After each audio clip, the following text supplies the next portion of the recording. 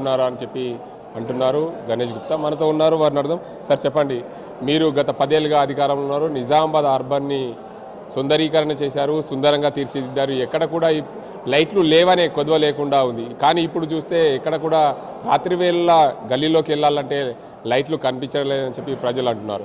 మీరు అధికారంలో ఉన్నప్పుడు సుందరీకరణ చేశారు, ఇప్పుడు కాంగ్రెస్ పార్టీ అధికారంలోకి వచ్చింది, బీజేపీ పార్టీ కూడా కేంద్రంలో అధికారంలో ఉంది. ఎక్కడ కూడా గత పనులనే మళ్ళీ తిరిగి జీవోలు తెచ్చి ఫౌండేషన్లు వేస్తున్న పరిస్థితి ఏంది సార్? ఇదంతా రాజకీయం. చాలా బాధాకరమైనటువంటి విషయం.